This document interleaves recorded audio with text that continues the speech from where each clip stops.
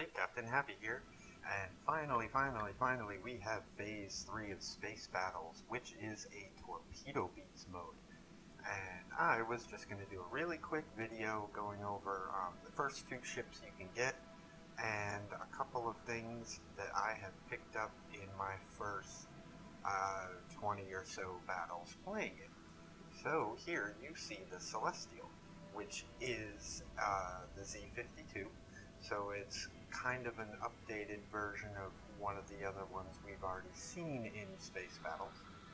The torpedoes, pretty much the same. You have 10-kilometer range on these. So compared to the Comet Trace, you've got a bit longer range, but you are a bit slower. So there's a bit of a trade-off there. Now also with the consumables, you have hydro, which is nice, but here I started to build my captain for it and then decided to wait until I started recording and go over all these things first. So the hydro comes in very, very useful, as you can readily imagine, in a torpedo beats mode. You will see exactly why if you are watching this and have yet to play the mode. It's kind of insane. So, going over some of the flags, we'll go with the speed flag first. I also realized that you get a heal, which is kind of nice, and I believe that I put one of those on. Now, a little bit of a trick, and I've been very reluctant to go over this or not. I didn't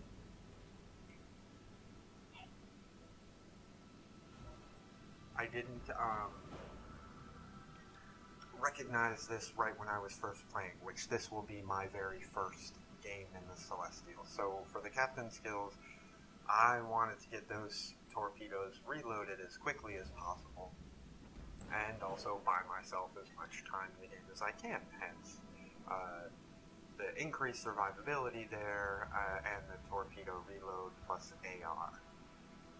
What I did end up finding out is priority target is pretty useless. It doesn't really matter or help you out with much. But the other part, the thing you just saw me do, you don't have any guns in this mode. You have secondaries, and they don't do a tremendous amount. That being said, the secondary range on the Celestial is, I believe, the longest of all three destroyers. So I figured, get a little chip damage. Heck, maybe we can end a low health DD. Spotting the torpedoes at a longer range, beneficial. I did not go with this build to boost your consumable reload time, and I actually ended up doing that on the Comet. It is more useful than any of the previous phases for space battles, actually. That's what I found. So I would recommend putting a little bit into that, not to mention the flags and stuff as well.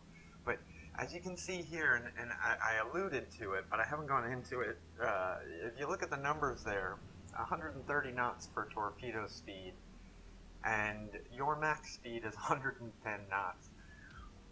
This game mode jokingly can maybe cause seizures. It's pretty insane, but that being said, I've had a tremendous amount of fun so far with it, and for my money, I think it would be really cool if Wargaming introduced a permanent mode like this, just for the heck of it.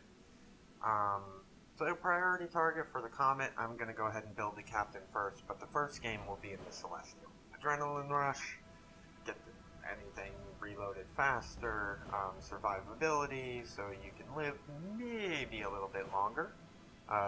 Torpedo reload. Now here I make a mistake. Don't make the same mistake I did. I was like, oh, superintendent, yeah, I could use extra charges and stuff. You don't need it.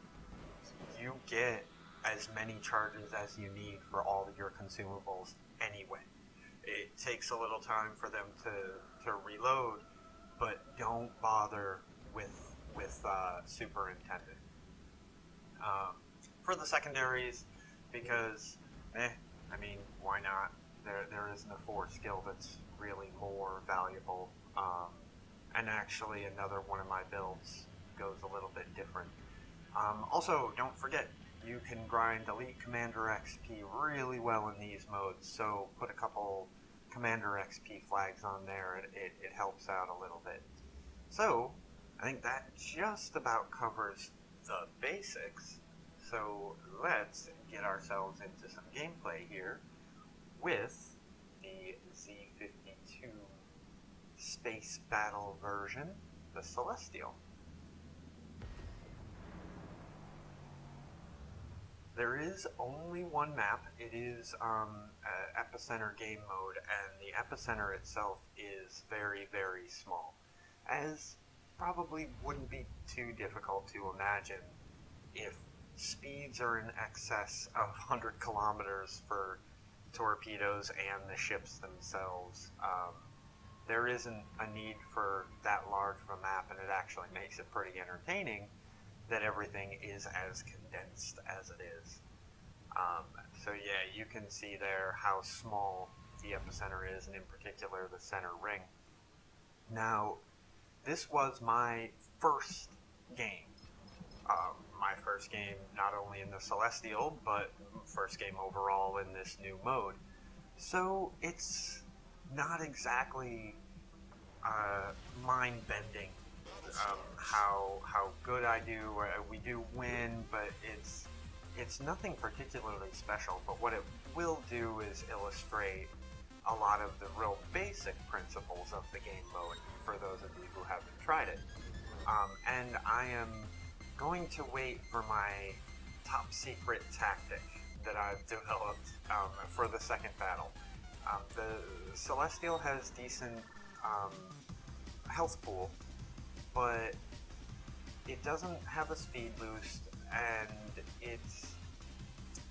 I would say, I don't know, I wouldn't say it's not offensive, but you don't necessarily need to charge it. Using the Hydro is very, very functional for detecting the torps coming, and interestingly, I didn't realize this till I was watching this replay. Oh, other important thing that you just caught there is no friendly fire. Friendly damage is turned off. So do not be afraid to spam torps absolutely everywhere where there's an enemy, even if there's a friendly in the vicinity, because your torpedoes will do no damage. Get a couple good hits there, and as enemy destroyer gets finished off, thankfully, because he was getting danger close. What I was saying before, it's a nice random long-range hit, I'll take it, and that does happen somewhat frequently in this game. I actually don't use my Hydro once in this game. Like I said, it was my first game, and I didn't quite get it yet. It was just more fun and sailing out, trying to figure out as we go. And there I get my first kill, and our team is looking very, very, very solid. And you can see there, I took a couple friendly torps, did nothing. So don't be afraid to do that. Forgive me as well if I'm speaking a little quickly and perhaps garbling or rambling a little bit. It goes hand in hand with this game mode. As you can tell, and actually the Celestial is not the slowest, but it's the slower paced DD of the two, excuse me, in this game mode. So even that said, the pace of battle is insane, and I like it. Now, when I was talking about maybe Wargaming introducing this game mode on a more permanent basis, this is great, the sped up and the space version and everything like that. I think it's really cool. I don't think it would be the worst thing in the world to do it with standard regular tech tree ships. Maybe limit the selection, but I think it would be something that people could use to just kind of break the monotony. Something different every so often. So there, first battle done, victory, not a whole lot to be said. I got a kill, hooray, and got a bit of a feel for it. Now, however, and I actually make a bit of a mistake here, and in my excitement to continue, well, first check the daily shipments as everyone's getting. You can get daily shipments just for logging on. You don't have to play, and that's kind of nice. I was going to go with the Comet Race for the second battle in my head, but I was so excited to get back into battle here, I wanted to check out the awards and stuff, that I just end up clicking, going back into battle with the Celestial, and then I remembered, oh wait, I'm recording. I want to do 1-1 and go with the Comet Trace. So that's why you'll see here in a minute that right here, yeah, I hit battle, and then I'm like, wait, no, stop. And thankfully I hit the leave battle button in time. But it's, that leads me to another thing. So I went right into battle here with Comet Trace. But that battle was, we won, got a couple kills, but it was a bit lackluster.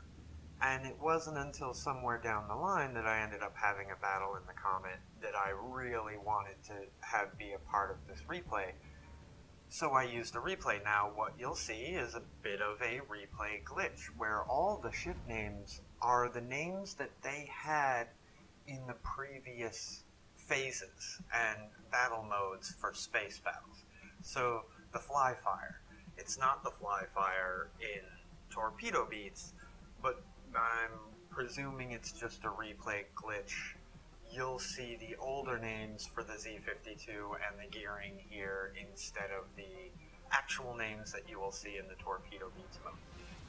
But that's okay. So, top secret time.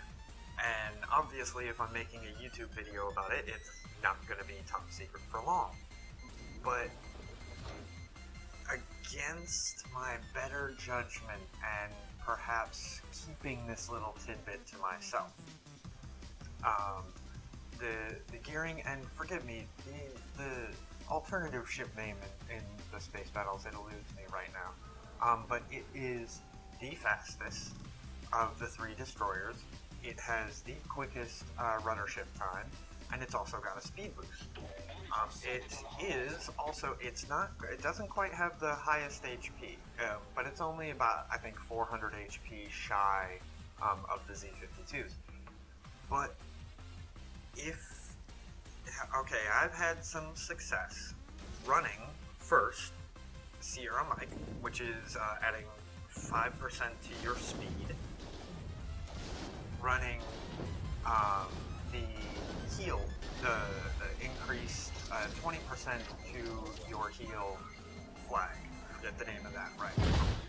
And finally, if you can tell here, and this is actually where the speed boost flag comes in useful, I am also running the ram flag. Now, in this game mode, a combination of the amount of, there you go, combination of the amount of heal that it allows you and the repairs, as long as the enemy ship isn't also running the ram flag, you can ram a flag and not only end up surviving, and I mean, if you look at my HP here, I've still got half health. You end up reasonably healthy, but when your second heal comes up, I think, I could be wrong, I think I end up very near full health again in this battle. So it's one of those things that I fell victim to, and there's a nice solid torpedo kill. I fell victim to early in this battle mode, and immediately my brain clicked. And I was like, oh, make your ship a torpedo as well. And as a result, I think it's a combination of not a lot of people recognizing that yet, or even realizing that you can mount flags, but also having it not happen or not seeing it happen. I actually, in my first few battles, I wasn't sure if you were able to ram. I mean, I figured you would be, but I wasn't 100% sure. So you'll see here, and there's a couple examples. Pretty reasonable, a la the name, torpedo beats. And the one thing I found, and I've seen very many players so far do, is slamming on the brakes. Holy cow, do you stop quick. And it is incredibly functional in this game mode as far as dodging torpedoes. We come down, there are 2 enemies left, get a couple torp salvos off, and you stop. Look at my health, I'm full. No problem there. That was the last enemy, and that was probably one of the more efficient ways to kill him. And again, as I was saying, as long as you're running the ram flag, and you have your repair and heal up and ready, you can survive most rams as long as you're not facing 3 or 4 ships at once. So that was my real super fast rundown of the Phase 3 mode. I hope everyone enjoyed it. This is Captain Happy, signing off.